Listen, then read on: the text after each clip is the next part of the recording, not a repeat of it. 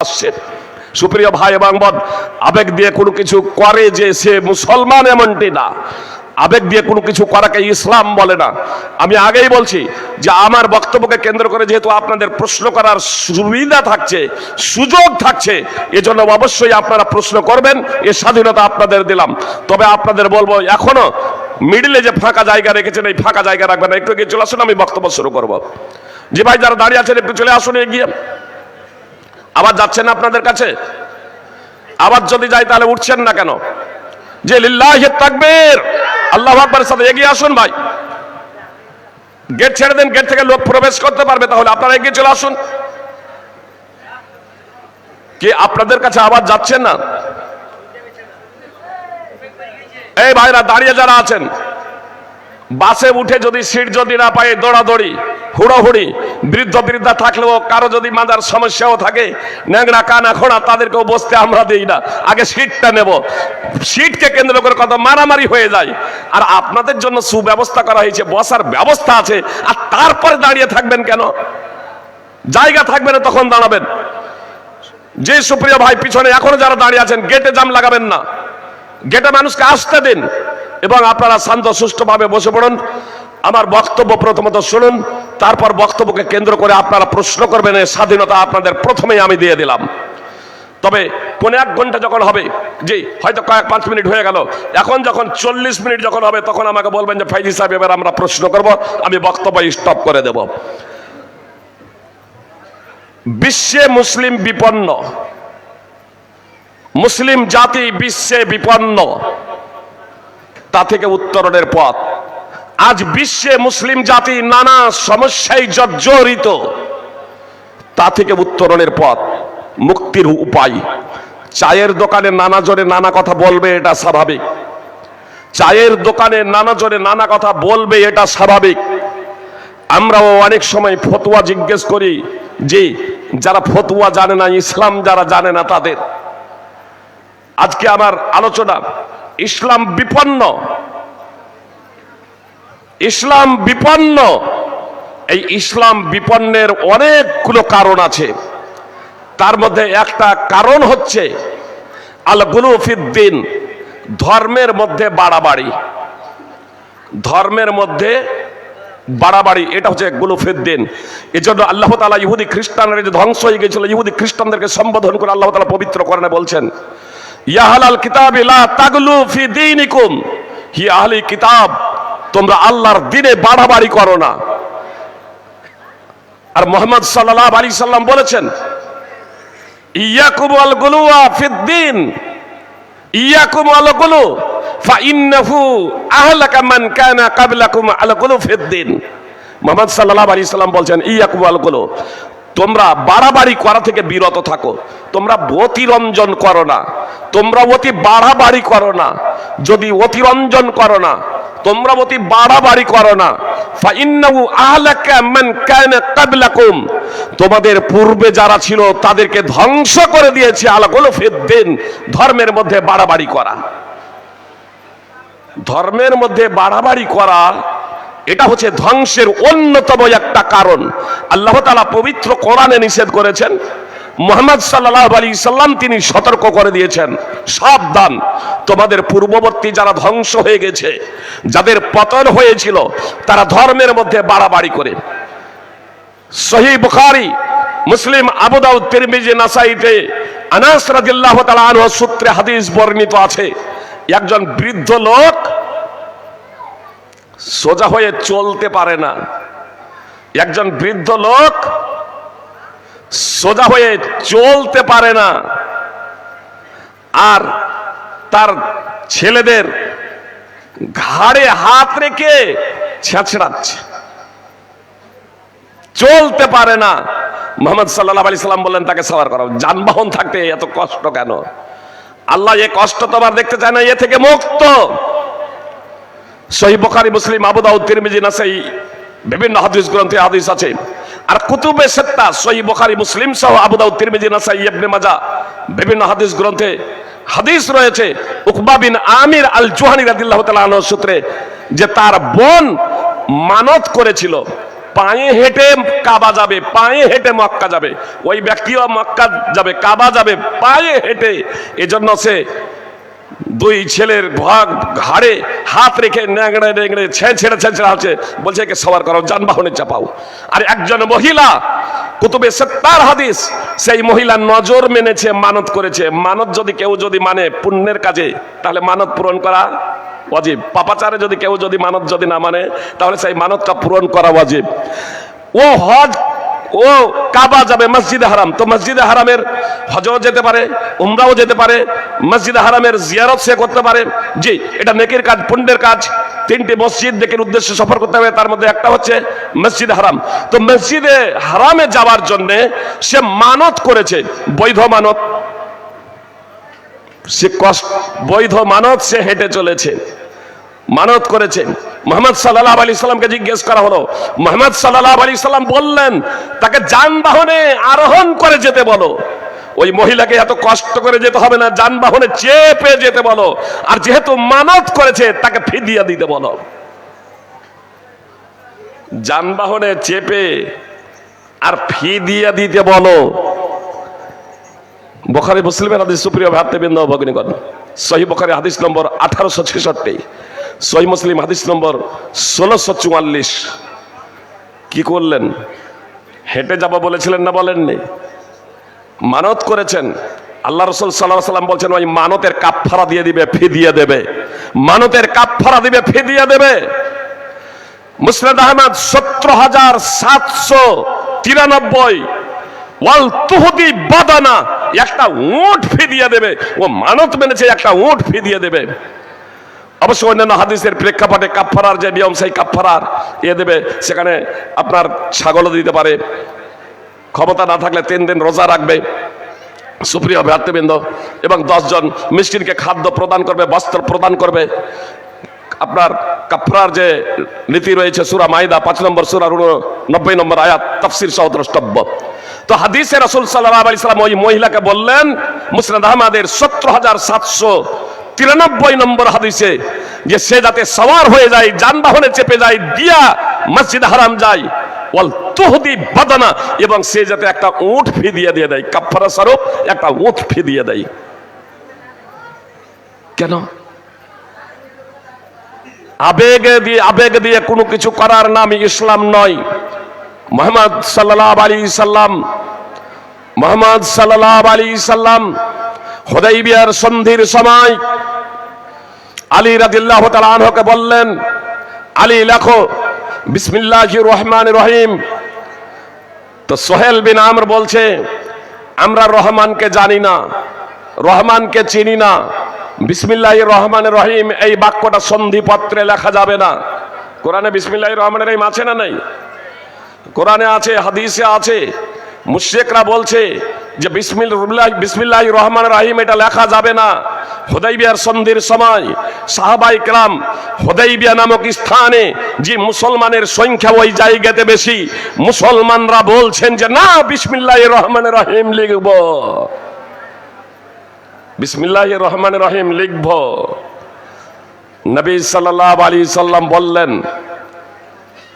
সোহেল বিন আমর মুশরিক রাজা বলেছিল যে বিসমিকা আল্লাহুম্মা লিখতে হবে, বিসমিকা আল্লাহুম্মা লিখতে হবে। মুহাম্মদ সাল্লাল্লাহু আলাইহি সাল্লাম সাহাব নিজে বলেছিলেন বিসমিল্লাহির রহমানির রহিম লিখতে হবে, সাহাবায়ে কেরাম বললেন বিসমিল্লাহির রহমানির রহিম লিখতে হবে। মুশরিক সোহেল বিন আমর তারা যেহেতু বলছে যে যদি বিসমিল্লাহির রহমানির রহিম লেখেন তাহলে সন্দেহ হবে না, লিখতে হবে বিসমিকা আল্লাহুম্মা।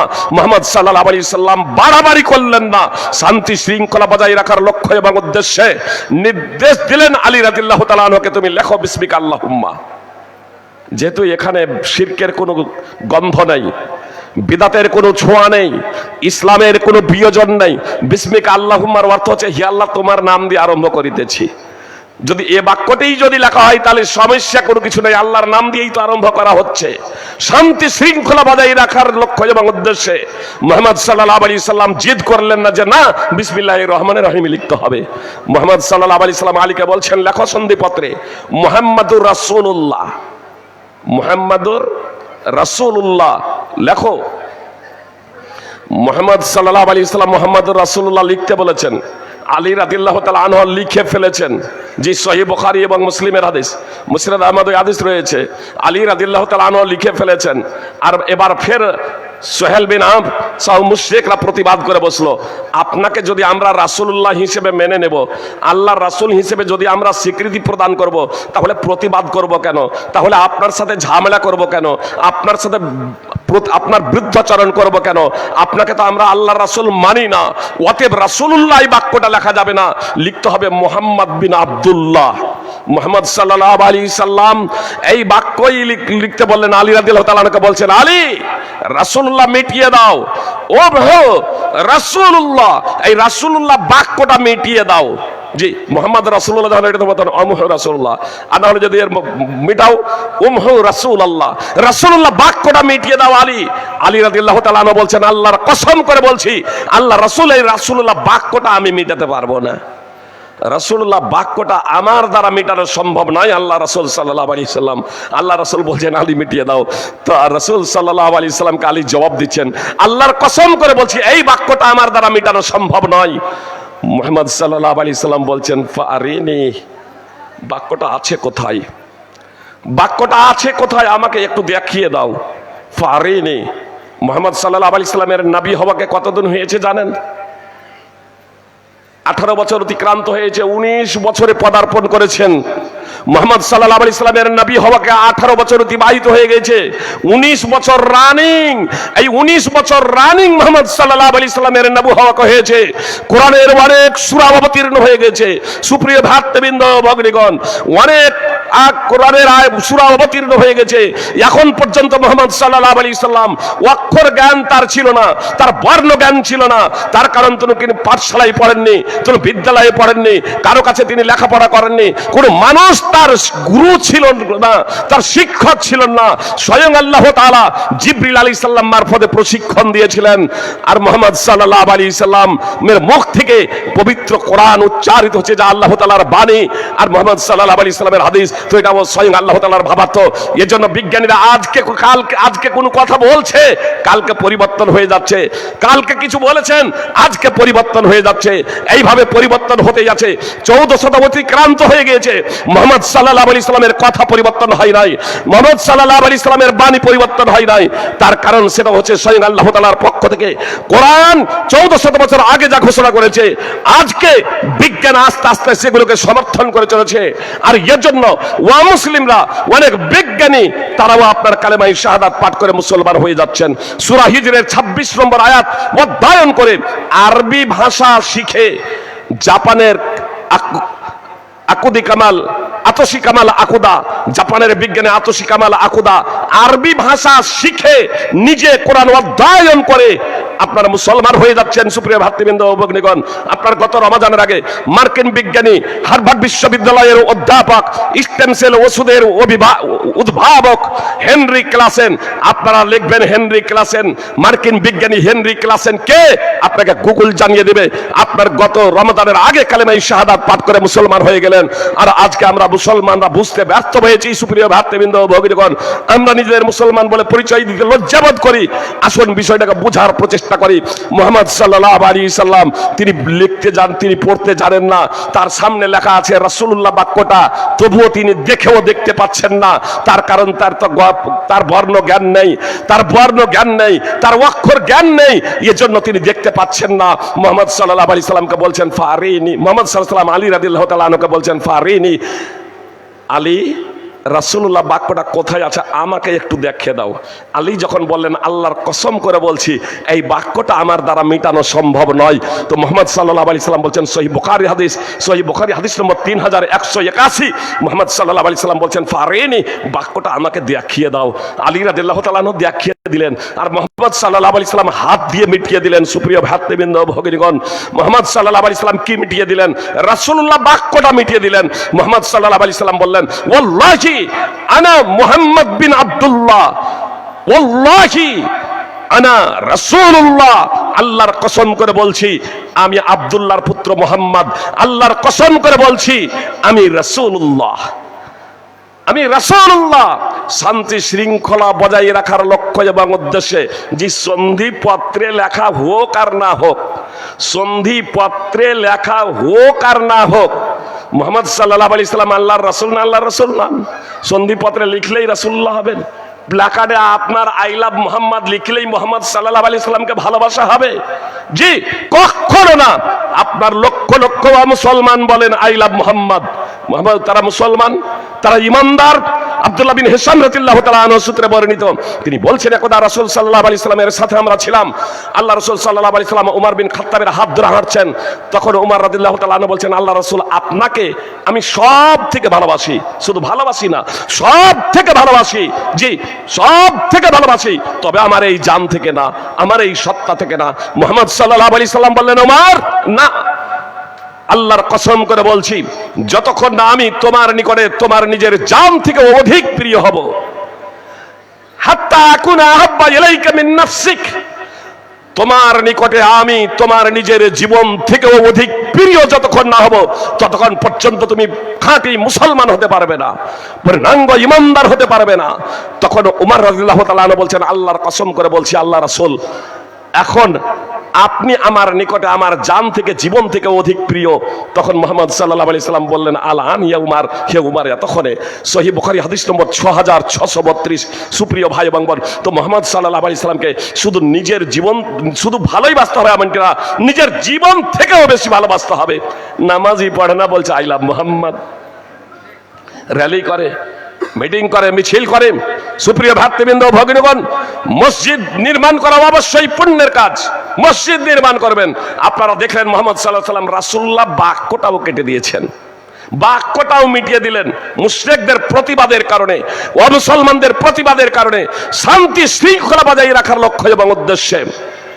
বাবরি মসজিদের জায়গায় যখন রাম মন্দির বানানোর কথা যখন ঘোষণা যখন দেওয়া হয়, আমরা অনিচ্ছা সত্ত্বেও সেই বিষয়টাকে মেনে নিয়েছি না মেনে নেইনি? বৃহত্তর স্বার্থে আমরা মেনে নিয়েছি, যে আমরা প্রতিবাদ করিনি, আমরা সুপ্রিম কোর্টে আর মামলা করিনি, আমরা হাইকোর্টে আর মামলা করিনি। মামলা করলাম না কেন? আমরা প্রতিবাদ করলাম না কেন? সুপ্রিয় ভাই এবং বোন, ওলামায়ে কেরাম বুঝেছেন শান্তি শৃঙ্খলা, যে একটা মসজিদকে নিয়ে যদি সার্বিকভাবে যুগ যুগ ধরে যদি রাজনীতি চলে, মানুষ যদি খুনোখুনি হয়, রক্তপাত হয়, তাহলে এ প্রয়োজন নেই। অবশ্যই ইসলামকে বিসর্জন দিতে হবে এমনটি না, ইসলামকে রক্ষার জন্য আমাকে আপনাকে সার্বিকভাবে আপনার শেষ রক্ত বিন্দু পর্যন্ত সংগ্রাম করে যাবে। মসজিদের প্রয়োজন আছে, হাজারো মসজিদ নির্মাণ করুন, কোনো সমস্যা নাই, কিন্তু বাবরি মসজিদ নাম দেওয়ার কি প্রয়োজন আপনার? তো আবেগ নিয়ে ছিনিম খেলা ছাড়া কোনো কিছু নাই। জি কথা খুব মনোযোগ দিয়ে শুনবেন। মুমতাজুল ইরফানি কথা বলার পরে ক্ষমা চেয়েছে বলে এটা ভাববেন না ফাইজি সাহেবকেও ক্ষমা চাইতে হবে, জি না। হ্যাঁ, আমি যে কথাগুলো বলছি কোরআন এবং সুন্নাহর ভিত্তিতে যদি সেটা ভুল যদি হয়ে যায়, তাহলে ভুল প্রমাণ করবেন। আমি সার্বিকভাবে সারেন্ডার হতে প্রস্তুত, কিন্তু আমি যে কথা বলছি তা যদি কোরআন এবং সুন্নাহর যদি অনুকূল হয়, সারা শুধু একজন কেন, সারা পৃথিবীর মানুষ যদি একদিকে হয়ে যায়, তাহলে আমি আত্মসমর্পণ করতে প্রস্তুত না। তার কারণ আমি জানি মানুষের মৃত্যু নির্ধারিত সময় হবে, 1 সেকেন্ড আগেও না আর 1 সেকেন্ড পরেও না। সারা পৃথিবীর মানুষ যদি একটা দানা আমাকে বেশি খাওয়াবো মনে করে, এটা সম্ভব না। আর সারা পৃথিবীর মানুষ যদি আমার বিন্দু মাত্র ক্ষতি করব মনে করে, এমন ক্ষতি যা আমার মুকদ্দারে লেখা নাই, যা আমার ললাটে লেখা নাই, যা আমার কপালে লেখা নাই, তবে আমার দৃঢ় বিশ্বাস সারা পৃথিবীর মানুষ মিলেও এটা পারবে না। এ কথা মুহাম্মদ সাল্লাল্লাহু আলাইহি সাল্লাম দ্ব্যর্থহীনভাবে ঘোষণা করে দিয়েছেন। সুনানে তিরমিজি হাদিস নম্বর 2516। রুফিয়াতিল আকলাম ওয়া সাফফাতিস সুহুফ, কলম উঠিয়ে নেওয়া হয়েছে, কলম উঠিয়ে নেওয়া হয়েছে, পাণ্ডুলিপি শুকিয়ে গেছে, কলম উঠিয়ে নেওয়া হয়েছে, পাণ্ডুলিপি শুকিয়ে গিয়েছে। সুপ্রিয় ভ্রাতৃবৃন্দ ভগ্নীগণ, মুসলিম জাতি আজ বিপন্ন কেন, মুসলিম জাতি আজ বিপর্যয়ের মুখে কেন, এই বিষয়টা আগে একটু বুঝার প্রচেষ্টা করি, তারপর আগে বাড়ি। আল্লাহ তাআলা বলছেন, ফালিয়াহদারিল্লাযীনা ইউখালিফুনা আন আমরিহি আন তুসিবাহুম ফিতনাতুন আও ইউসিবাহুম আযাবুন আলীম। তাদের ভয় করা উচিত যারা রাসূল সাল্লাল্লাহু আলাইহি সাল্লামের নির্দেশের বিরুদ্ধাচরণ করে, যে তাদের উপর বিপর্যয় নেমে আসবে কিংবা লাঞ্ছনাদায়ক শাস্তি তাদের উপর আবর্তিত হবে। সূরা নূর 24 নম্বর সূরার 63 নম্বর আয়াতের শেষাংশ আল্লাহ তাআলা স্পষ্টভাবে বললেন, যারা রাসূল সাল্লাল্লাহু আলাইহি সাল্লামের বিরুদ্ধাচরণ করবে তাদের ভয় করা উচিত যে তাদের উপর বিপর্যয় নেমে আসবে কিংবা তাদের উপর লাঞ্ছনাদায়ক শাস্তি আবর্তিত হবে। সুপ্রিয় ভ্রাতৃবৃন্দ ও ভগ্নীগণ, আসুন, আমরা কি মুহাম্মদ সাল্লাল্লাহু আলাইহি সাল্লামের বিরুদ্ধাচরণ করেছি? যে আমরা কি মুহাম্মদ সাল্লাল্লাহু আলাইহি সাল্লামের বিরুদ্ধাচরণ করেছি? অনেকেই বলছেন বিরুদ্ধাচরণ করেনি। আসুন দেখি যে মুহাম্মদ সাল্লাল্লাহু আলাইহি সাল্লামের শুধু বিরুদ্ধাচরণ করেছি তাই নয়, স্বয়ং আল্লাহ তাআলার আমরা বিরুদ্ধাচরণ করেছি। আমরা মুসলমান, আজ নিজেদের মুসলমান বলে দাবি করছি, কিন্তু আমরা আল্লাহ তাআলার অনেক নির্দেশকে আমরা বাস্তবায়ন করি নাই। আসুন দেখি মুহাম্মদ সাল্লাল্লাহু আলাইহি সাল্লামের নির্দেশকে, মুহাম্মদ সাল্লাল্লাহু আলাইহি সাল্লামের নির্দেশকে হালকাভাবে নেওয়ার পরিণতি কি হয়েছিল। উহুদের যুদ্ধে মুহাম্মদ সাল্লাল্লাহু আলাইহি সাল্লাম আব্দুল্লাহ বিন জুবাইর রাদিয়াল্লাহু তাআলা আনহুর নেতৃত্বে উহুদ পাহাড়ের চূড়ায় 50 জন সাহাবীকে পাঠিয়ে দিলেন এই বার্তা দিয়ে, সহিহ বুখারীর হাদিস, যদি আমাদেরকে পাখিতে ছো মেরে নিয়ে যায় তাহলেও আমাদের সঙ্গ দেবে না।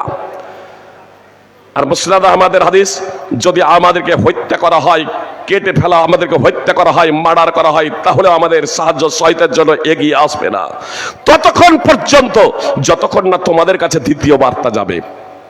আর যদি দেখো যে আমরা শত্রুদের পর্যদস্ত করেছি, শত্রুদেরকে পদদলিত করেছি, পরাজিত করেছি, তারা যুদ্ধের ময়দান ছেড়ে পালাচ্ছে, তাদের ছেড়ে যাওয়া গনিমতের মাল আমরা সংগ্রহ করছি, তাহলেও তোমরা সঙ্গ দেবে না গনিমতের মাল সংগ্রহ করার জন্য ততক্ষণ পর্যন্ত যতক্ষণ না তোমাদের কাছে দ্বিতীয় বার্তা যাবে। অর্থাৎ মুহাম্মদ সাল্লাল্লাহু আলাইহি সাল্লাম এ কথা দায়িত্বহীনভাবে তাদের ঘোষণা করলেন, সর্ব অবস্থায় জয় পরাজয় উভয় অবস্থাতে তোমরা পাহাড়ের চূড়াতেই থাকবে, দ্বিতীয় বার্তা না যাওয়া পর্যন্ত পাহাড়ের চূড়া থেকে নামবে না। উহুদ যুদ্ধের প্রারম্ভেই ইসলামের জয় জয়কার, ইসলামের জয় জয়কার। মুশরিকরা যুদ্ধের ময়দান ছেড়ে পালাচ্ছে, তাদের ছেড়ে যাওয়া গনিমতের মাল সাহাবায়ে কেরাম সংগ্রহ করছেন। পাহাড়ের চূড়ায় যারা ছিলেন তারা এবার আপসে বলা বলি করছেন, আর কিসের অপেক্ষা, এখন আমরা যাই, আমরাও গনিমতের মাল সংগ্রহ করি। যিনি আমির ছিলেন, যিনি নেতা ছিলেন, তিনি স্মরণ করিয়ে দিলেন মুহাম্মদ সাল্লাল্লাহু আলাইহি সাল্লামের ওয়ামিয়া মুখনিসৃত বাণী, আনাসিতুম মা ক্বালা লাকুম রাসূলুল্লাহ সাল্লাল্লাহু আলাইহি সাল্লাম, তোমরা কি ভুলে গিয়েছো রাসূল সাল্লাল্লাহু আলাইহি সাল্লামের ওয়ামিয়া মুখনিসৃত বাণী। মুহাম্মদ সাল্লাল্লাহু আলাইহি সাল্লামের এই বাণী স্মরণ করিয়ে দেওয়া সত্ত্বেও পাহাড়ের চূড়া থেকে সিংহভাগ সাহাবী নেমে গিয়েছিলেন। পরিণতি কি হয়েছিল আপনাদের সকলেরই জানা। জয় যুদ্ধ বিজয়ের রূপ ধারণ করেছিল সাময়িকভাবে, 70 জন সাহাবী শহীদ হয়ে গিয়েছিলেন, স্বয়ং মুহাম্মদ সাল্লাল্লাহু আলাইহি সাল্লাম আহত হয়েছিলেন, মুহাম্মদ সাল্লাল্লাহু আলাইহি সাল্লামের পবিত্র দাঁত ভেঙে গিয়েছিল। সুপ্রিয় ভাই এবং বোন, সহিহ বুখারী হাদিস নম্বর 3039 এবং 4043, মুসনাদ আহমদ হাদিস নম্বর 2609। এই প্রেক্ষাপটে আল্লাহ তাআলা পবিত্র কোরআনে আয়াত অবতীর্ণ করলেন, ওয়ালা তাহিনু ওয়ালা তাহজানু আনতুমুল আ'লাউনা ইন কুনতুম মুমিনিন, তোমরা হীন মনোবল হয়েও না, তোমরা সাহস হারা হয়ে যেও না, তোমরা দুঃখিত হয়েও না, তোমরাই বিজয়ী হবে, তোমরাই জয়ী হবে যদি তোমরা ঈমানদার হও। সূরা আলে ইমরান 3 নম্বর সূরার 139 নম্বর আয়াত। সাহাবায়ে কেরাম ঈমানদার ছিলেন না? ঈমানদার তো, তারপরেও এই কথা কেন বললেন যে তোমরা যদি ঈমানদার হও তোমরাই বিজয় হবে, তোমরা যদি ঈমানদার হও তোমরাই জয় হবে? কি করেছিলেন? মুহাম্মদ সাল্লাল্লাহু আলাইহি সাল্লামকে রাসূল হিসেবে মানবেন না এমনটি তাদের কথা তো ছিল না, রাসূল হিসেবে মানেননি এমনটিও নয়। মুহাম্মদ সাল্লাল্লাহু আলাইহি সাল্লামের একটা নির্দেশকে হালকাভাবে নেওয়ার পরিণতি কি হয়েছিল যে মুহাম্মদ সাল্লাল্লাহু আলাইহি সাল্লামের একটা নির্দেশকে হালকাভাবে নেওয়ার পরিণতি হলো বিজয়ী যুদ্ধ পরাজয়ের রূপ ধারণ করলো। আজকে আমরা আল্লাহ তাআলার হাজার হাজার নির্দেশকেও বাস্তবায়ন করি না, স্বয়ং মুহাম্মদ সাল্লাল্লাহু আলাইহি সাল্লামের নির্দেশকে বাস্তবায়ন করি না, মুসলিম জাতি বিপন্নের সম্মুখীন হবে না, মুসলিম জাতির উপরে বিপর্যয় নেমে আসবে না। মুহাম্মদ সাল্লাল্লাহু আলাইহি সাল্লাম বলেছেন, ওয়ালাম ইয়ানকুদু আহদাল্লাহি ওয়া আহদা রাসূলিহি ইল্লা সাল্লাল্লাহু আলাইহি ওয়া মিন গায়রিহিম ফাআখাযু বাযা মা ফি আইদিহিম ওয়া মা লাম তাহকুম আইম্মাতুহুম বিকিতাবিল্লাহি ওয়া ইয়াতাখায়্যারু মিম্মা আনজালাল্লাহু ইল্লা জাআলাল্লাহু বাসাহুম বাইনাহুম। সুনানে ইবনে মাজাহ হাদিস নম্বর 4019। রাসূল সাল্লাল্লাহু আলাইহি সাল্লাম বলেছেন, যখন জাতি আল্লাহ এবং তার রাসূল সাল্লাল্লাহু আলাইহি সাল্লামের চুক্তি লঙ্ঘন করবে তখন আল্লাহ তাআলা বিজাতিদের, বিধর্মীদের তাদের উপরে শাসক বানিয়ে দেবেন। মুসলমান ভারত শাসন করেছে না করেনি? 700 বছর, 700 বছর মুসলমান ভারত শাসন করলো। তারপরে এখন মুসলমানরা নিজেদের অস্তিত্ব নিয়ে সংকটে ভোগে কেন? বিষয়টা বুঝতে পারছেন না। আল্লাহ রাসূল সাল্লাল্লাহু আলাইহি সাল্লাম বলছেন, যখন জাতি আল্লাহ এবং তার রাসূল সাল্লাল্লাহু আলাইহি সাল্লামের চুক্তি লঙ্ঘন করবে। আমরা কি চুক্তি লঙ্ঘন করেছি? আমাদের কি চুক্তি ছিল? আমরা পড়েছি কালেমায়ে শাহাদাত, আশহাদু আল্লা ইলাহা ইল্লাল্লাহ ওয়া আশহাদু আন্না মুহাম্মাদান আবদুহু ওয়া রাসূলুহু। এর তাৎপর্য হচ্ছে যে আমি সাক্ষ্য দিচ্ছি আল্লাহ ছাড়া সত্য কোনো উপাস্য নেই, অর্থাৎ একমাত্র আমরা আল্লাহরই উপাসনা করব, আল্লাহরই দাসত্ব করব, একমাত্র আল্লাহরই ইবাদত করব। আমরা কয়জন মুসলমান আজকে এটা করছি? যে ইবাদতের মধ্যে অন্যতম ইবাদত হচ্ছে সালাত প্রতিষ্ঠা করা, নামাজ আদায় করা। শতকরা 5 জন মুসলমান হয়তো নামাজ পড়ি, বাকিগুলো শিরক এবং কুফরে জর্জরিত। তো এদের উপরে বিপর্যয় নেমে আসবে না তো আর কি আসবে? বলবেন এই ভালো মানুষগুলোর কুফরে কেন নেমে আসে? যখন আল্লাহ তাআলার বিপর্যয় নেমে আসে তো ভালো মানুষগুলোর উপরে আসে পরীক্ষা স্বরূপ। পরীক্ষা স্বরূপ এদের মর্যাদা বৃদ্ধির জন্য। দেখলেন না কিছু সাহাবা ভুল করলেন তো মুহাম্মদ সাল্লাল্লাহু আলাইহি সাল্লামের দাঁত ভেঙে গেল? মুহাম্মদ সাল্লাল্লাহু আলাইহি সাল্লামের ভুল ছিল না। আখিরাতে মৃত্যুর উপরে যারা সৎ ঈমানদার আল্লাহ ভীরু, তাদের কোনো ভয় থাকবে না, তারা সদা সর্বদা বিজয়ী হবে, সুখ এবং শান্তি লাভ করবে, আল্লাহ তাআলার সন্তুষ্টি অর্জনের ধৈর্য হবে এবং জাহান্নামের আগুন থেকে তারা পরিত্রাণ পাবে, মুক্তি পাবে, জাহান্নামের শাস্তি থেকে তারা পরিত্রাণ পাবে। সুপ্রিয় ভ্রাতৃবৃন্দ ভগ্নীগণ, কিন্তু পার্থিব জগতে আপনার বিপদের সম্মুখীন হবে, এটাই স্বাভাবিক। সুপ্রিয় ভ্রাতৃবৃন্দ ভগ্নীগণ, আসলে আমরা অনেক সময় আবেগ দিয়ে কাজ করি, অনেকে ইসলাম সম্পর্কে যথাযথভাবে জ্ঞান রাখি না। এর অন্যতম কারণ হলো একটা, যেমন ছিল ধর্মের মধ্যে বাড়াবাড়ি। তো ধর্মের মধ্যে বাড়াবাড়ি এক আমরা দেখলাম, আর একটা হচ্ছে সব থেকে যেটা বড় বিপজ্জনক, তা হচ্ছে আল জিহালাত, অজ্ঞতা। ইসলামের সঠিক জ্ঞান না থাকার কারণে আজকে আমরা নানা সমস্যার সম্মুখীন। পার্থিব বিষয়ে আমাদের জ্ঞান আছে। সুপ্রিয় ভ্রাতৃবৃন্দ, কথা একটু মনোযোগ দিয়ে, ভ্রাতৃবৃন্দ ভগ্নীগণ কথা একটু মনোযোগ দিয়ে শুনবেন।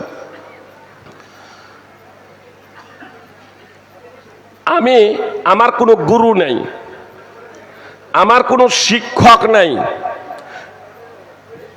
আমি ডাক্তারি লাইনে পড়াশোনা করেছি, কিন্তু কোনো শিক্ষক ছাড়াই, কোনো গুরু ছাড়াই। মাধ্যমিক পর্যন্ত পড়ার পরে যেহেতু বাংলা পড়তে শিখে নিয়েছি, ইংরেজি মোটামুটি জানি, আর ডাক্তারি বইগুলো, চিকিৎসার বইগুলো পড়াশোনা করে এখন চিকিৎসা করতে শুরু করে দিয়েছি। আর আমার ঘরে দরজায় ওপরে সাইনবোর্ড টাঙিয়ে দিয়েছি MBBS MD। প্রচার করছি আমি একজন সার্জন। যারা জানেন আমার কাছে কেউ সার্জারি করবেন, যে ও নিজেও জানে, আপনি যারা জানেন তারা তো করবে না, ও নিজেও জানে যে ও ডুপ্লিকেট এবং ধোঁকাবাজ, ওর দ্বারা এটা সম্ভব না। এজন্য যখন এই আপনার পশ্চিমবাংলায় যখন ধরপাকড় শুরু হয়েছিল না, আমিও কিছু দেখেছি, একজনকে দেখেছিলাম, ওর দেখছি তোর লেখা ছিল, আপনার অবশ্য বোর্ড একবারে পাকা করে না, দেওয়ালে লেখা ছিল, ওই ধরপাকড়ের সময় আপনার বউ মিটিয়ে দিয়েছে। আপনার অনেকগুলো আপনার ডুপ্লিকেট ধরা পড়েছিল। সুপ্রিয় ভ্রাতৃবৃন্দ ও ভগ্নীগণ, আপনার ডাক্তার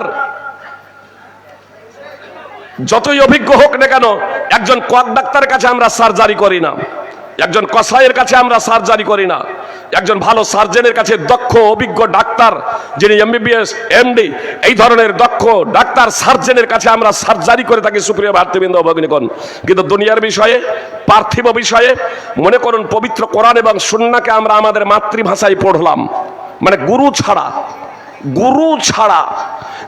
ছাড়া কেউ যদি পড়ে, তাহলে এই গুরু ছাড়া পড়লে সে কি আলেম হবে?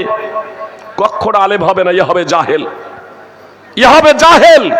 মুহাম্মদ সাল্লাল্লাহু আলাইহি সাল্লাম বলেছেন, ইন্নামাল ইলমু বিত্তাআল্লুম, সিলসিলা সাহিহা হাদিস নম্বর 342।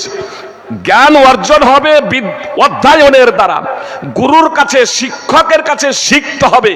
এই যে মাদ্রাসা, আলহামদুলিল্লাহ, আমরা আপনাদের এই সোলেডাঙ্গারি, আমি কিন্তু ছাত্র, এখনো ছাত্র, শেষ হয়ে গেছি এমনটি না, মানে সোলেডাঙ্গা থেকে এখন আমি চলে গিয়েছি এবং অন্যান্য মাদ্রাসা থেকেও আমি পড়া শেষ করেছি, কিন্তু ইসলামের এখনো আমি একজন ছাত্র। আর আমি দৃঢ় প্রতিজ্ঞাবদ্ধ, যতদিন বাঁচবো, যতদিন অধ্যয়ন করতে পারবো, ততদিনই আমি ছাত্র। সুপ্রিয় ভ্রাতৃবৃন্দ ভগ্নীগণ, তাহলে আগে আমি গুরুর কাছে পড়েছি, গুরুর কাছে। আজকেও যে ছেলেগুলোকে পাগড়ি প্রদান করা হলো, এরা গুরুর কাছে পড়েছে। অবশ্য যে ছেলেগুলো আপনার হাফেজ হয়েছে, তাদের কাছে আবার বিনীত অনুরোধ, এখন তোমরা জাহেল, যারা জেনারেল শিক্ষিত, যারা তো জাহেল, এই দৃষ্টিকোণ থেকে কোরআন এবং হাদিসের আলোকে এই বলবেন না ফের মূর্খ বলছে, এটা বলবেন না, মানে আলেমের বিপরীতে আমি কথাটা বলছি। আলেম হলো নবী এবং রাসূলদের উত্তরাধিকারী, আলেম হলো নবী এবং রাসূলদের উত্তরাধিকারী। আর এটা শিখতে হয়, এটা জানতে হয়। মুহাম্মদ সাল্লাল্লাহু আলাইহি সাল্লাম নিজেও জানতেন না 40 বছর বয়স হয়ে গেছে, ঈমান কি জানতেন না, গ্রন্থ কি জানতেন না। আল্লাহ তাআলা ওহী মারফতে জানিয়েছেন। আল্লাহ নিজেই বলছেন, মা কুনতা তাদরি মাল কিতাব ওয়ালাল ঈমান। মুহাম্মদ সাল্লাল্লাহু আলাইহি সাল্লাম তুমি ঈমান কি এবং কিতাব কি জানতে না। সূরাতুশ শূরা 42 নম্বর সূরার 52 নম্বর আয়াত। তো আমি আপনাদের বলছিলাম যে আপনার মুসলিমদের বিপর্যয়ের অন্যতম কারণ হলো শিক্ষা থেকে এদের পিছিয়ে থাকা। দিন দুনিয়া উভয় ক্ষেত্রে মুসলিম জাতি আজ শিক্ষা থেকে পিছিয়ে, দিন দুনিয়া উভয় ক্ষেত্রেই আমাদেরকে শিক্ষা করতে হবে, জ্ঞানার্জন করতে হবে। যেখানে ইসলামের প্রথম নবী থেকে নিয়ে শেষ নবী, প্রথম মানুষ, সমস্ত সৃষ্টির উপরে যে মানুষকে শ্রেষ্ঠত্বের আসনে বসানো হয়েছিল সেটাও শিক্ষার কারণে। ওয়াল্লামা আদামাল আসমা কুল্লাহা, সূরা বাকারা 2 নম্বর সূরার 31 নম্বর আয়াত। আপনার এখানে আদম আলাইহিস সালামকে, মানুষ জাতিকে যে শিক্ষার শ্রেষ্ঠের আসনে বসানো হয়েছে, কিছু মানুষকে আদম আলাইহিস সালামকে সৃষ্টির শ্রেষ্ঠত্বের আসনে বসানো হয়েছিল, সেটাও ছিল আপনার শিক্ষার কারণে। আর এই শিক্ষাটা কিন্তু আপনার তাওহীদের শিক্ষা ছিল না, নামাজ রোজা ইত্যাদির শিক্ষা আপনার ছিল না, শুধু নামাজ রোজা বা তাওহীদ ইত্যাদির শিক্ষা ছিল না। আপনার তাওহীদ যদি বলা হয়, আপনার ইবাদত যদি বলা হয়, তাহলে ফেরেশতাও সেগুলো জানতেন। ওয়া আল্লামা আদামাল আসমা কুল্লাহা, অন্যান্য যে সমস্ত সৃষ্টির নামগুলো আছে এই নামগুলো সম্পর্কে অবগত ছিলেন না, তো এই নামগুলো সম্পর্কে শিক্ষা দিয়েছিলেন। অর্থাৎ পার্থিব শিক্ষা, বৈশ্বিক শিক্ষা। এই পার্থিব শিক্ষা এবং বৈশ্বিক শিক্ষার মাধ্যমে আল্লাহ তাআলা মানব জাতিকে জানিয়ে দিলেন যে পার্থিব বিষয়েও খুব গুরুত্ব রয়েছে, বৈষয়িক বিষয়েরও খুব গুরুত্ব রয়েছে। আর মুহাম্মদ সাল্লাল্লাহু আলাইহি সাল্লাম সর্বশেষ রাসূল, তার উপরে সূরা আলাকের প্রথম 5টি আয়াত অবতীর্ণ করে ইকরা বিসমি রাব্বিকাল্লাযী খলাক, তুমি পাঠ করো তোমার প্রতিপালকের নামে, তুমি পাঠ করো তোমার প্রতিপালকের নামে যিনি সৃষ্টি করেছেন। এ কথা বলে আল্লাহ তাআলা ওহীর মাহাত্ম্য এবং মর্যাদা বর্ণনা করেছেন। সুপ্রিয় ভাতৃবৃন্দ, এই দুই শিক্ষা আমাদের অন্তরে থাকতেই হবে। সুপ্রিয় ভাই এবং বোন, যতক্ষণ পর্যন্ত এই দুই শিক্ষা আমরা কোরআন এবং সুন্নাহকে মাতৃভাষায় যতক্ষণ পর্যন্ত হৃদয়ঙ্গম করতে না শিখবো, যতক্ষণ পর্যন্ত কোরআন এবং সুন্নাহকে হৃদয়ঙ্গম করতে না শুরু করব, যতক্ষণ পর্যন্ত কোরআন এবং সুন্নাহকে আমাদের ভাষায় আমরা বুঝতে না শিখব, যতক্ষণ পর্যন্ত কোরআন এবং হাদিস শিখে তা নিয়ে আমরা চিন্তা ভাবনা না করব, ততক্ষণ পর্যন্ত এ জাতির উন্নতি সাধন সম্ভব নয়, বিপর্যয়ের মুখে থাকবে, এটা স্বাভাবিক। তার কারণ এদের সঠিক জ্ঞান নেই।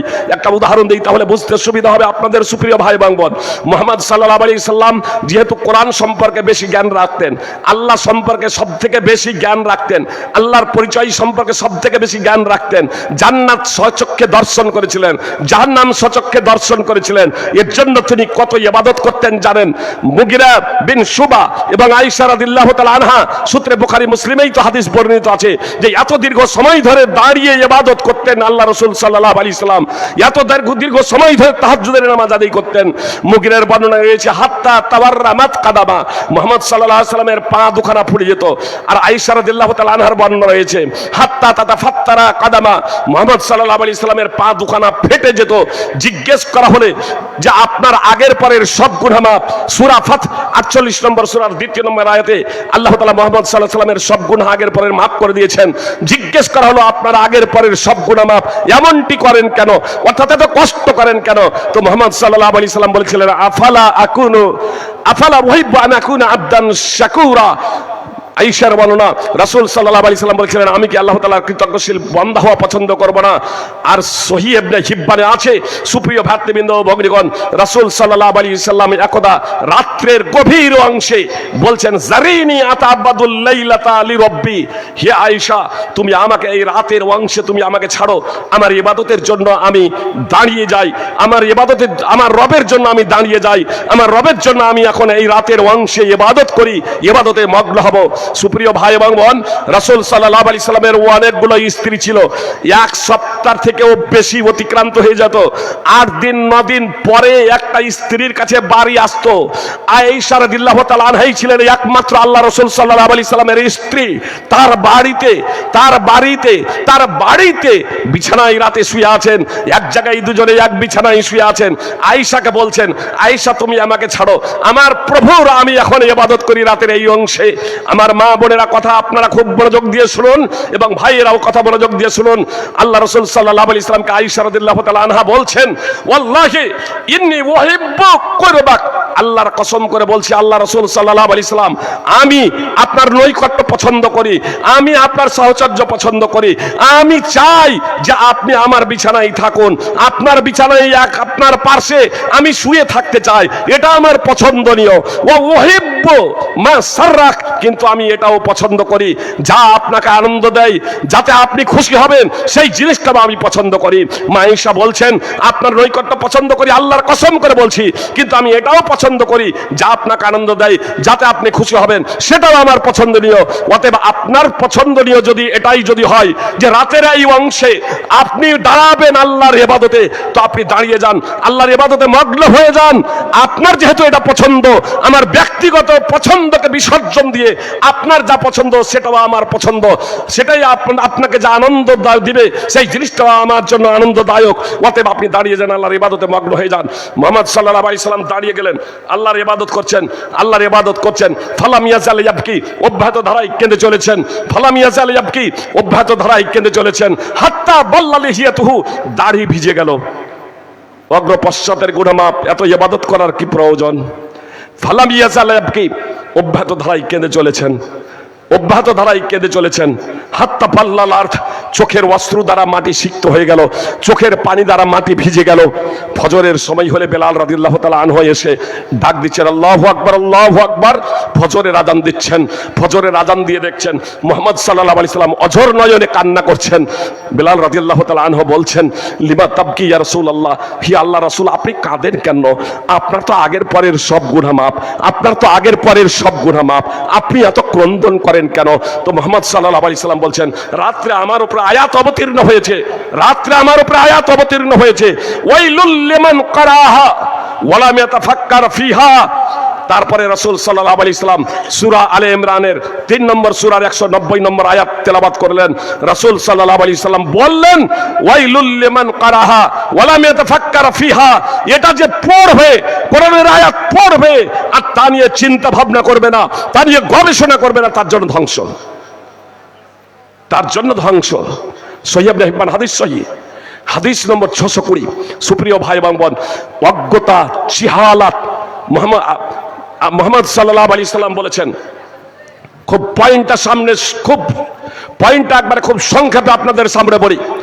মুহাম্মদ সাল্লাল্লাহু আলাইহি সাল্লাম বলেছেন, যা ইলমকে উঠিয়ে নেওয়া হবে, বান্দার অন্তর থেকে ইলমকে আল্লাহ ছিনিয়ে নেবেন এমনটি না, বরং আলেমদের উঠিয়ে নেওয়ার মাধ্যমে ইলমকে উঠিয়ে নেওয়া হবে।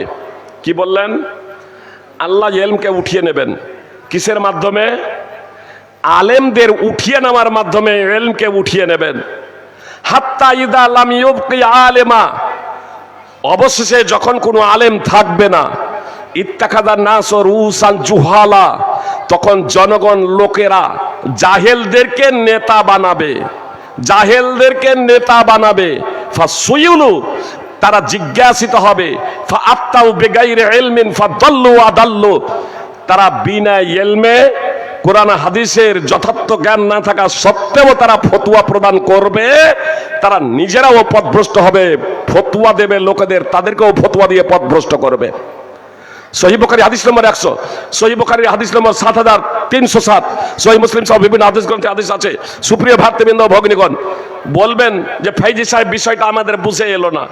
আগে একটা সোলেডাঙ্গা মাদ্রাসা ছিল, আজকে অনেকগুলো মাদ্রাসা হয়েছে। সোলেডাঙ্গা মাদ্রাসা সব থেকে পুরাতন মাদ্রাসা আমার জানা মতো এলাকায়। সোলেডাঙ্গা মাদ্রাসা সব থেকে পুরাতন মাদ্রাসা। এখন অনেকগুলো মাদ্রাসা হয়েছে। আগে একটা দুটো আলেম ছিল, এখন শত শত আলেম হয়েছে। তাহলে কি এই সবগুলো আলেম একদিনই মরে যাবে না কি ব্যাপার? আগে কম বক্তা ছিল, আর এখন তো হাজার হাজার বক্তা, হাজার হাজার বক্তা, তো ইসলাম উঠে যাবে কেমনে? এলম উঠে যাবে কেমনে? এলম উঠে যাবে কেমনে? আসুন এই বিষয়টাকে বোঝার প্রচেষ্টা করি। জিয়াদ বিন লাবিদ সূত্রে বর্ণিত, রাসূল সাল্লাল্লাহু আলাইহি সাল্লাম বলেছেন, জিয়াদ বিন লাবিদ সূত্রে বর্ণিত, রাসূল সাল্লাল্লাহু আলাইহি সাল্লাম একদা কিছু বিষয়ের বর্ণনা করলেন, তারপরে বললেন এই বিষয়টা হচ্ছে সেই সময়ের যখন ইলমকে উঠিয়ে নেওয়া হবে, জ্ঞানকে উঠিয়ে নেওয়া হবে, ওহীর জ্ঞান, কোরআন এবং সুন্নাহর জ্ঞানকে যখন উঠিয়ে নেওয়া হবে। এটা এক বক্তব্যের মধ্যে এলানটা করে দেন, পয়সা দিয়েছে ওটা।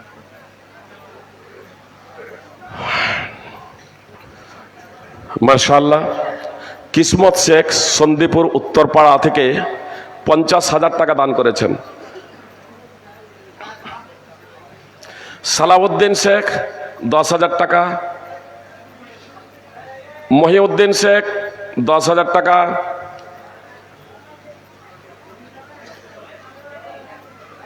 বহরমপুর থেকে, জি বহরমপুর হসপিটাল থেকে, জি মহিউদ্দিন শেখ 10,000 টাকা বহরমপুর হসপিটাল থেকে। আর এটা মতিউর রহমান ডিলার চরকতলা 30,000 টাকা। আল্লাহ তুমি তাদের সকলের দানকে কবুল করো, তার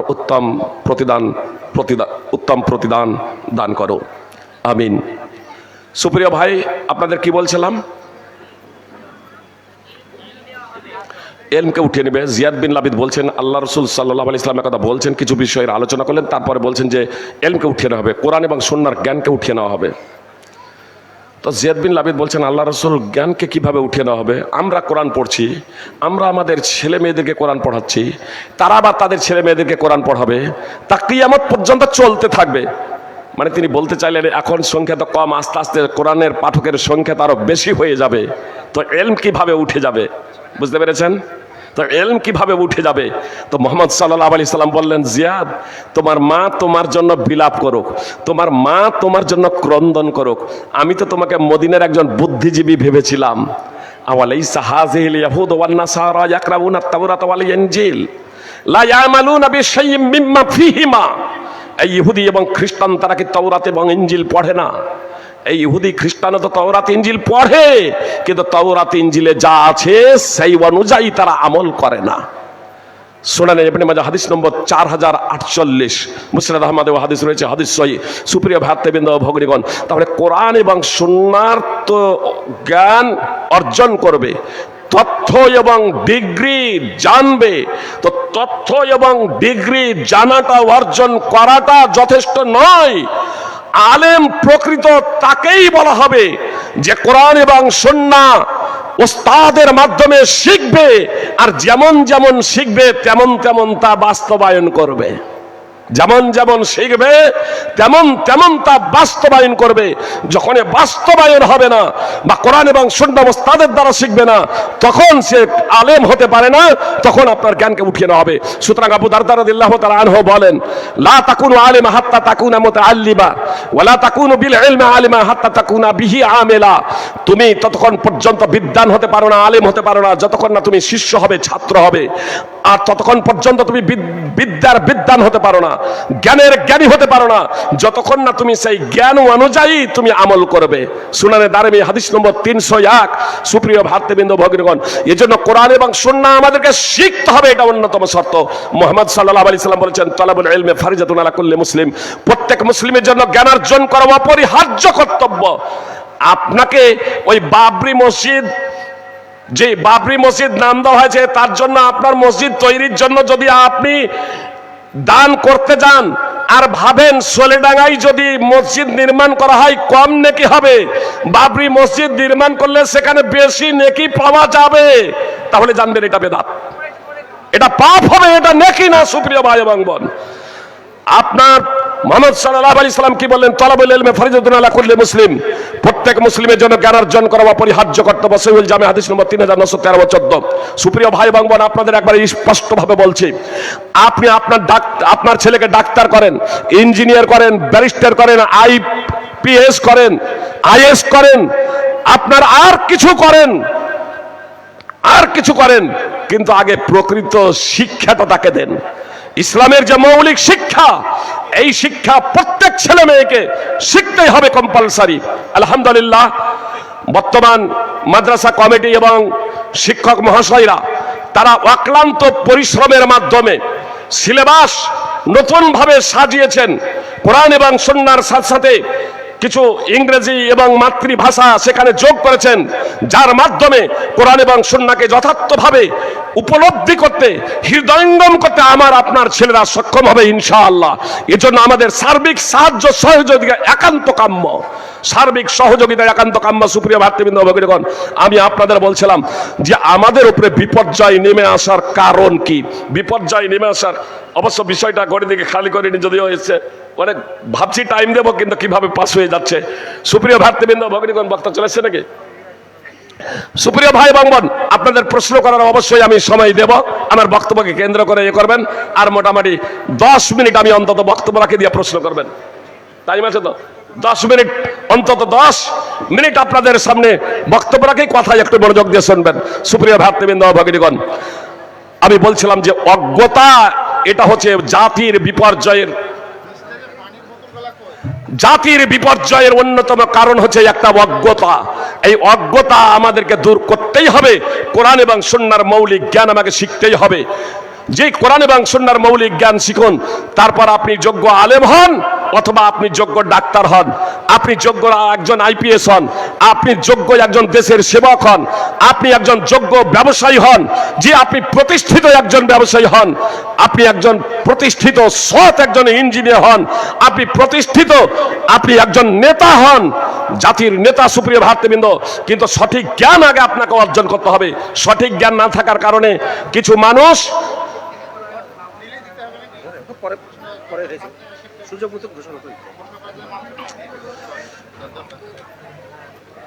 আগের যখন হলো অবশ্য শেখ পরে বলছিলেন, বলে দিই উমর ফারুক শেখ সলুয়া ডাঙ্গা থেকে 10,000 টাকা এনে ইমানি ফজলত শেখ ইমানি মোল্লা হাফিজাহুল্লাহ, ইনি হচ্ছেন আমার একজন যোগ্যতম শিক্ষক। তার কাছেই আমি প্রাথমিক শিক্ষাটা অর্জন করেছি আলহামদুলিল্লাহ। আব্দুর রহমান শেখ চুমরি গাছা 15,000 টাকা। আল্লাহ তাআলা তাদের দানকে কবুল করুন। সুপ্রিয় ভাতৃবৃন্দ, ভগ্নীগণ, কথা একটু মাঝে কেটে যাচ্ছে। কি বলছিলাম?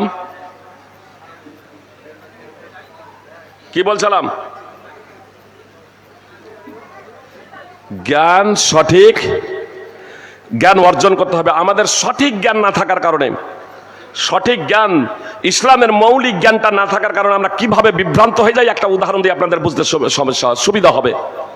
কিছু ব্যক্তি বলে জিহাদ ফরজ।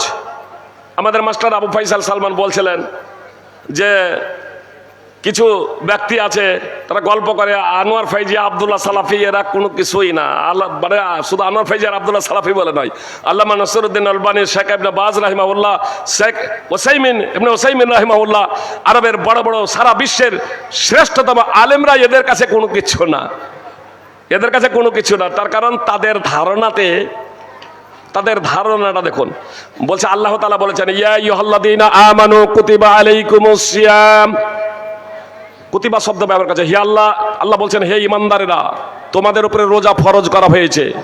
তখন মুসলমানেরা রোজা রাখে। কুতিবা শব্দ মানে ফরজ করা হয়েছে। তো আল্লাহ তাআলা বলেছেন কুতিবা আলাইকুমুল কিতাল, তোমাদের উপরে কেতাল, জিহাদ, হত্যাকে ফরজ করা হয়েছে, সশস্ত্র সংঘর্ষকে ফরজ করা হয়েছে। তারাই অনুবাদ করে কেতালকে, যুদ্ধকে ফরজ করা হয়েছে।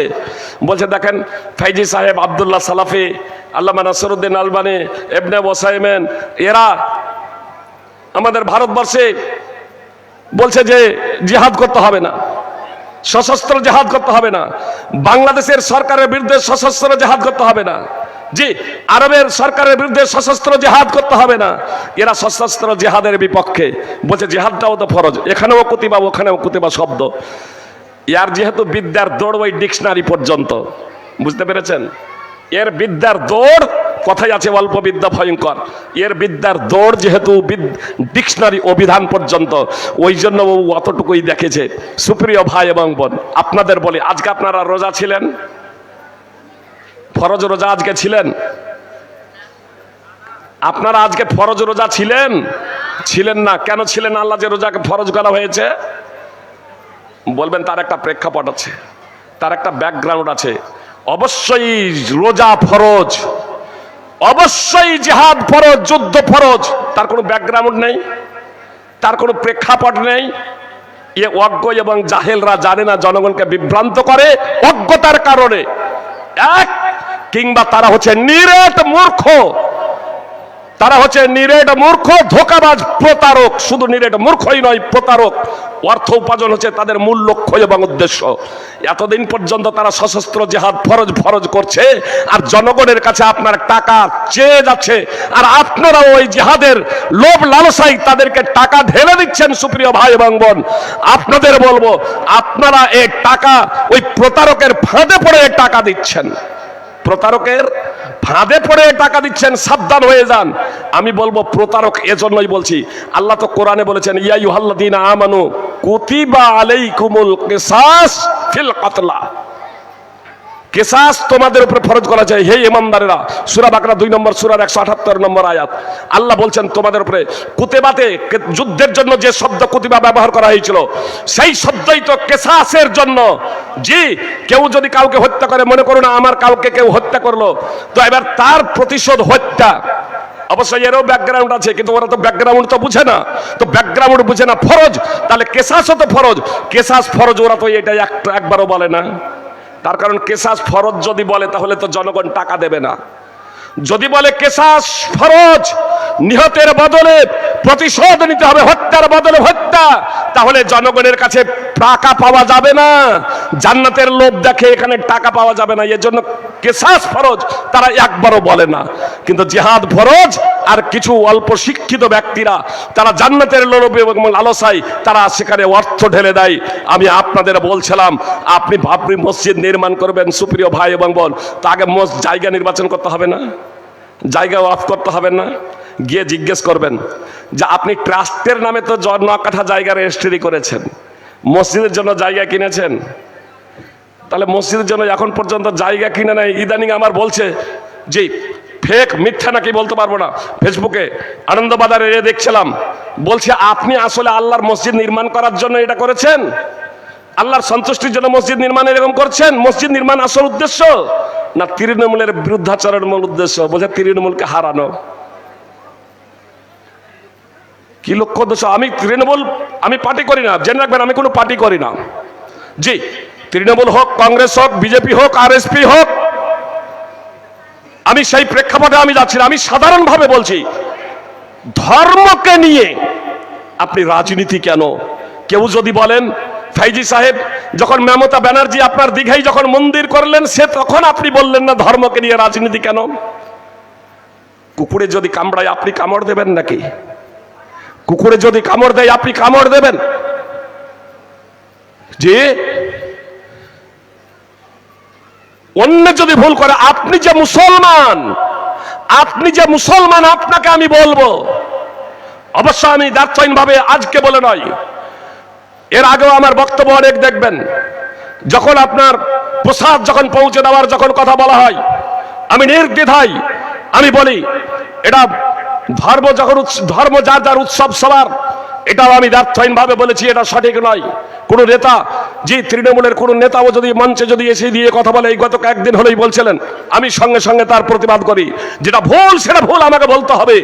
অন্যজন যদি শিরক করে, অন্যজন যদি বিরাট করে, ধর্মবিরোধী যদি কাজ করে, তাহলে আমার জাতি আপনি করবেন কেন? আমার ছেলেকে আমি যতটা মারতে পারবো, আপনার ছেলেকে পারবো? তা আমার ছেলেকে, আমার জাতি হচ্ছেন আপনারা। আপনাদের যতটা আমরা আলেম, আমাদের দায়িত্ব কর্তব্য আপনাদের যতটা সংস্কার সংশোধন করার জন্য যতটা কথা বলা, ও মুসলিমকে তো আমি বাধ্যবাধকতা করতে পারি না। লা ইয়াকরাহু ফিদ্দিন, ধর্মের মধ্যে বাধ্যবাধকতা নাই। কার জন্য? আমার ছেলে নামাজ পড়ে না, আমার ছেলে নামাজ পড়ে না, 10 বছর হয়ে গেছে, এখন আমি স্বাধীন ছেড়ে দেবো? 15-20 বছর হয়ে গেছে বিছানায় শুয়ে আছে, আযান দিচ্ছে মুয়াজ্জিন, হাইয়া আলাস সালাহ, হাইয়া আলাল ফালাহ, আমি নামাজ পড়তে যাবো, ছেলেকে ডেকে যাবো না? আল্লাহ রাসূল সাল্লাল্লাহু আলাইহি সাল্লাম বলেছেন, 10 বছর হয়ে গেলে নামাজ না পড়লে তাকে মারো, মারো। শুনেন আবি দাউদ হাদিস নম্বর 495। কিন্তু আমি তো আপনার ছেলেকে মারতে পারবো না। তাহলে আমার ছেলে মুসলমান, এদেরকে বাধ্য করা যাবে, কিন্তু অমুসলমান আপনার ছেলেও যদি হয়, আর যদি অমুসলমান হয়, তখন আপনি বাধ্য করতে পারবেন না। সুতরাং আনসার যাদের সন্তান আপনার ইহুদি হয়ে গিয়েছিল মুহাম্মদ সাল্লাল্লাহু আলাইহি সাল্লামের মদিনা যাওয়ার আগে, একটা পর্যায়ে ওই আনসারেরা বলেছিল, আমার ছেলেদেরকে, আমাদের সন্তান যারা ইহুদি হয়ে গেছে, তারা যেহেতু মুসলমান হয়ে গিয়েছিলেন, তারা বললেন আমরা আমাদের সন্তানদের মুসলমান বানিয়ে দেব। এই প্রেক্ষাপটে আল্লাহ তাআলা পবিত্র কোরআনে আয়াত অবতীর্ণ করেছেন, লা ইকরাহা ফিদ্দিন, ধর্মের মধ্যে বাধ্যবাধকতা নেই, অর্থাৎ বলপূর্বক কাউকে মুসলমান বানানো যাবে না। যেহেতু ওই আনসাররা খ্রিস্টান থাকা অবস্থায় তাদের ছেলেরা ইহুদি হয়েছিল, আর তারা মুসলমান হয়েছে, কিন্তু তার ছেলেরা ইহুদি, ওই জন্য ইহুদিদেরকে বলপূর্বক মুসলমান বানানো যাবে না, অমুসলিমকে মুসলমান বানানো যাবে না। কিন্তু আপনার ছেলে যখন, আপনার সন্তান, আপনার ছেলে যখন মুসলমান, আপনি মুসলমান, আপনার ছেলে মুসলমান, আপনার ছেলেকে প্রহার করতে হবে নামাজ না পড়ার জন্য। ইসলামটাকে বুঝতে হবে সুপ্রিয় ভাতৃবৃন্দ, ভগিনীগণ। আল্লাহ তাআলা বলছেন, আল্লাহ তাআলা স্পষ্টভাবে বলছেন, তোমাদেরকে তোমাদের জীবন এবং সম্পদের ব্যাপারে পরীক্ষা করা হবে। তোমাদেরকে তোমাদের জীবন এবং সম্পদের ব্যাপারে পরীক্ষা করা হবে। তোমাদেরকে তোমাদের জীবন এবং সম্পদের ব্যাপারে অবশ্যই পরীক্ষা করা হবে। আল্লাহ তাআলা বলছেন, লাতুবলাবুন্না ফি আমওয়ালিকুম ওয়া আনফুসিকুম ওয়া লাতাসমাউন্না মিনাল্লাযীনা উতুল কিতাবা মিন ক্বাবলিকুম ওয়া মিনাল্লাযীনা আশরাকু আদান কাসীরা ওয়া ইন তাসবিরু ওয়া তাত্তাকু ফাইন্না যালিকা মিন আযমিল উমুর। অবশ্যই তোমাদেরকে পরীক্ষিত হতে হবে, অবশ্যই তোমাদেরকে পরীক্ষা করা হবে তোমাদের ধন সম্পদ এবং তোমাদের জীবনের ব্যাপারে। এবং তোমরা অবশ্যই তোমাদের পূর্বে যাদের কিতাব দেওয়া হয়েছিল, অর্থাৎ ইহুদি ও খ্রিস্টান এবং যারা মুশরিক, তাদের কাছ থেকে অনেক কষ্টদায়ক কথা শুনবে। তো যখন অনেক কষ্টদায়ক কথা শুনবে, যখন অনেক বিপদ আপদে আবর্তিত হবে, নিমজ্জিত হবে, ইহুদি খ্রিস্টান মুশরিকদের কাছ থেকে ও মুসলমানদের কাছ থেকে অনেক কষ্টদায়ক কথা শুনবে, কি করবেন? অনেকেই আছে ইটের জবাব পাথরে দেব, কিন্তু আপনি মুসলমান, আপনি যদি মুসলমান হন, সুপ্রিয় ভাই এবং বোন, কথা খুব মনোযোগ দিয়ে শুনুন। আল্লাহ তাআলা স্পষ্টভাবে বলছেন, ওয়াইন তাসবিরু ওয়া তাত্তাকু, ওয়াইন তাসবিরু ওয়া তাত্তাকু, যদি তোমরা ধৈর্য ধারণ করো এবং তাকওয়া অবলম্বন করো, আল্লাহ ভীতি অর্জন করো, ফাইন্না যালিকা মিন আযমিল উমুর, তাহলে এটা হবে দৃঢ় সংকল্পের কাজ। সুপ্রিয় ভাতৃবৃন্দ, ভগ্নীগণ, যদি ধৈর্য ধারণ করা হয় এবং তাকওয়া অবলম্বন করা হয়, তাহলে কি হবে? আল্লাহ তাআলা স্পষ্টভাবে বলছেন, ওয়াইন তাসবিরু ওয়া তাত্তাকু, ওয়াইন তাসবিরু ওয়া তাত্তাকু লা ইয়াদুররুকুম কাইদুহুম শাইয়া ইন্নাল্লাহা বিমা ইয়ামালুনা মুহিত। যদি তোমরা ধৈর্য ধারণ করো এবং তাকওয়া অবলম্বন করো, তাকওয়া বলতে আল্লাহ তাআলার বিধিনিষেধকে সাধ্যমতো মেনে চলা, এক কথায় পবিত্র কোরআন এবং সুন্নাহকে সাধ্যমতো মেনে চলা, আল্লাহ যা আদেশ করেছেন তার বাস্তবায়ন, আর যা থেকে নিষেধ করেছেন তা থেকে বিরত হয়ে যাওয়া। তো আল্লাহ বলছেন, তোমরা যদি ওই সময় যখন অনেক কষ্টদায়ক কথা শুনবে, যখন অনেক পরীক্ষার সম্মুখীন হয়ে যাবে, অনেক কষ্টদায়ক কথা শুনবে, তখন তোমরা যদি ধৈর্য ধারণ করো এবং আল্লাহ তাআলার ভয় ভীতি তোমাদের অন্তরে অর্জন করো, লা ইয়াদুররুকুম কাইদুহুম শাইয়া, তো ষড়যন্ত্রকারীদের ষড়যন্ত্র তোমাদের কোনো ক্ষতি করতে পারবে না, ষড়যন্ত্রকারীদের ষড়যন্ত্র তোমাদের কোনো ক্ষতি করতে পারবে না। ইন্নাল্লাহা বিমা ইয়ামালুনা মুহিত, নিশ্চয় আল্লাহ তাআলা তারা যা করে তা পরিবেষ্টনকারী।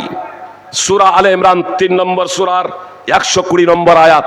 এর আগে যে আয়াতটি তেলাওয়াত করলাম, সেই আয়াতটি সূরা আলে ইমরানের 3 নম্বর সূরার 186 নম্বর আয়াত।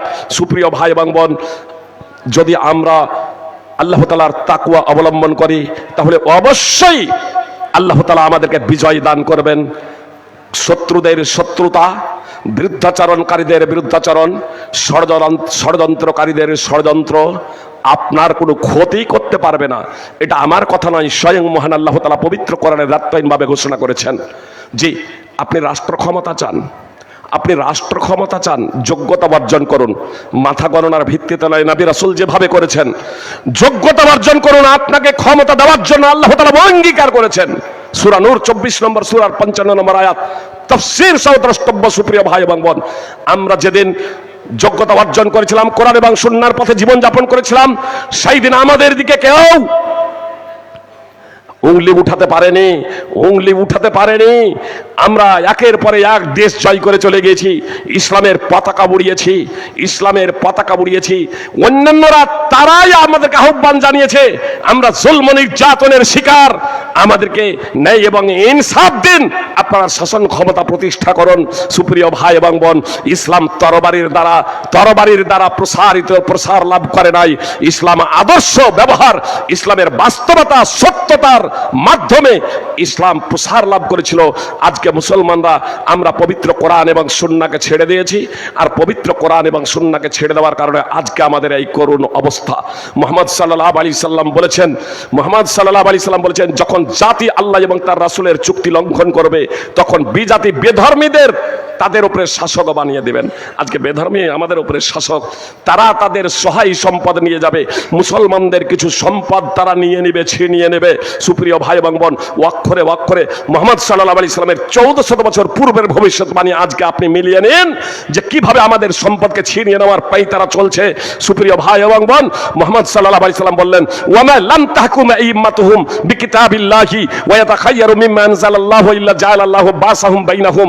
আর যখন ইসলামী বিচারকগণ, আলেম ওলামা, ধর্মীয় পণ্ডিতগণ যখন আল্লাহর কিতাব অনুযায়ী ফাইসালা করবে না, আল্লাহ যা অবতীর্ণ করেছেন তা গ্রহণ করবে না, কোরআন এবং সুন্নাহ অনুযায়ী চলবে না, কোরআন সুন্নাহ অনুযায়ী চলার জন্য জনগণকে সার্বিকভাবে নির্দেশ দেবে না, তখন আল্লাহ তাআলা তাদের মধ্যে ঝগড়া বাঁধিয়ে দেবেন, আল্লাহ তাআলা তখন তাদের মধ্যে বিবাদ বাঁধিয়ে দেবেন।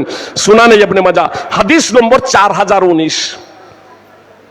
আজকে দেখছেন না কিভাবে ঝগড়া চলছে মুসলিম দেশে। বাংলাদেশে ক্ষমতায় কে আছে? মুসলমান। সংখ্যাগুরুকে মুসলমান ক্ষমতায় গেলেই শান্তিতে থাকবেন? কখনো না। বাংলাদেশ তার উদাহরণ। সুপ্রিয় ভাই এবং বোন, শান্তি যদি পেতে হয় তাহলে ইসলামকে শিখে তার বাস্তবায়ন আমাদের করতে হবে। কথা আগে বাড়াচ্ছি না, যেহেতু না হলে সময় পাবো না। আমার বক্তব্যকে কেন্দ্র করে প্রশ্ন করবেন। আরো অনেক কথা ছিল বলার, কিন্তু যেহেতু সময় এর দিকে লক্ষ্য রেখে আরো বড় বড় অনেক আলেম আছেন, তাদের বক্তব্য আপনারা শুনবেন। আপনারা প্রশ্ন করার আপনাদের স্বাধীনতা দিলেন, আপনারা প্রশ্ন করতে পারেন। আমার বক্তব্যকে কেন্দ্র করে আবারও বলছি, বুঝার প্রচেষ্টা করুন। আপাতত এই মুহূর্তে আমাকে জোহরের নামাজ 4 রাকাত না 3 রাকাত এই প্রশ্ন করবেন না। আমার বক্তব্যকে কেন্দ্র করে যদি আপনাদের প্রশ্ন থাকে তাহলে আপনারা প্রশ্ন করেন, অন্যথায় কোরআন এবং সুন্নাহ মনোযোগ দিয়ে শুনেন এবং কোরআন এবং সুন্নাহ বাস্তবায়নের সর্বাত্মক প্রচেষ্টা করেন। ইনশাআল্লাহ আমাদের উপরে শান্তি নেমে আসবে।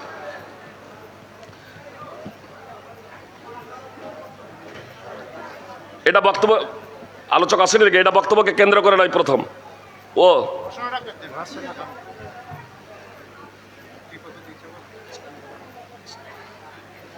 কি লিখেছেন?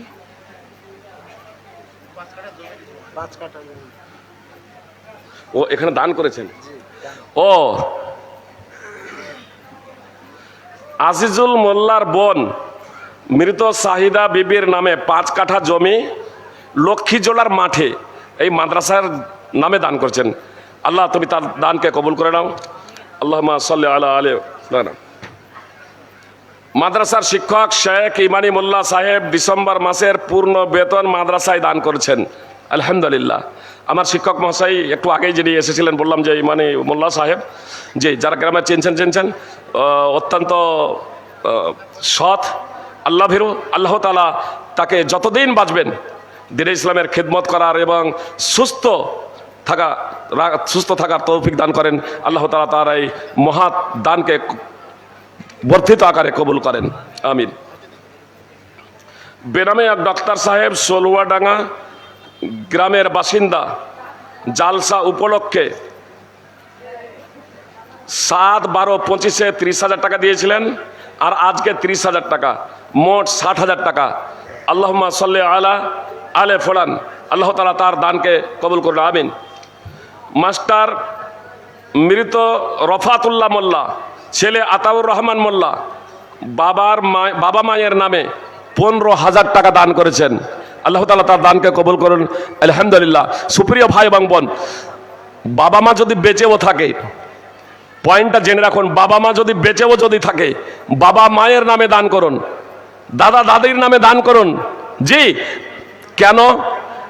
এই 15,000 টাকা যে দান করলেন, নিজের নামে দান করলেও 15,000 টাকার নেকি পাতেন। আর যে বাবা মায়ের নামে দান করেছে তারাও নেকি পাবেন, ইনিও নেকি পাবেন, একটা নেকি কম হবে না, ইনার নেকি থেকে কমানো হবে না। বুখারী মুসলিম সহ বিভিন্ন হাদিস গ্রন্থে হাদিস আছে, সুনানে ইবনে মাজাতে হাদিস আছে। এক ব্যক্তি এসে আল্লাহ রাসূল সাল্লাল্লাহু আলাইহি সাল্লামকে বলল, আমার মা মারা গেছে, আল্লাহ রাসূল আমি যদি তার জন্য দান করি তাহলে সে কি নেকি পাবে? বলছে হ্যাঁ পাবে। আল্লাহ রাসূল সাল্লাল্লাহু আলাইহি সাল্লাম বলছে তুমিও পাবে, সেও পাবে, তুমিও পাবে। বুখারী এবং মুসলিমের বর্ণনা। নেকি থেকে কমানো হবে না, নেকি থেকে কমানো হবে না। দান যদি করা হয় নিজের নামে তো শুধু নিজে পাওয়া যাবে। স্ত্রী যদি দান করে, স্ত্রী যদি দান করে স্বামীর টাকা বাবা মায়ের নামে, বাবা মাও পাবে। স্বামী শুনলো যে আমার স্ত্রী মাদ্রাসায় টাকা দান করে দিয়েছে, স্বামীর রেগে গেল না, সম্পদটা স্বামীর কিন্তু স্ত্রী দান করেছে, ক্ষতি সাধনের লক্ষ্য উদ্দেশ্য নয়, স্বামীর সম্পদ থেকে কিছু দান করেছে, আর স্বামী শোনার পরে সন্তুষ্ট হয়ে গেছে। তো স্ত্রীও পাবে, স্বামীও নাকি পাবে, তার বাবা মাও নাকি পাবে, ছেলেকে দিয়ে পাঠিয়েছে তো ছেলেও নাকি পাবে। কারো নাকি একটা নেকি কারো কমানো হবে না। আম্বিয়া শেখ তার মা মিলে, আম্বিয়া শেখ ও তার মা 11,500 টাকা দান করেছে না, আল্লাহ তুমি সেই দানকে কবুল করে নাও। কাবির খান মোহাম্মদপুর থেকে 10,000 টাকা দান করেছেন, আল্লাহ তাআলা তার দানকে কবুল করো। আকরাম শেখ চরকতলা 10,000 টাকা দান করেছেন, আল্লাহ তার দানকে কবুল করো। ভাটা সন্দীপুর JBF 01 ভাটা সন্দীপুর মৃত ইহিয়া হোসেন নামে এক গাড়ি ইট দান করেছেন, আল্লাহ তার দানকে কবুল করুন, আমিন। হাবিব আলী চুমড়িগাছা 5,000 টাকা দান করেছেন, মৃত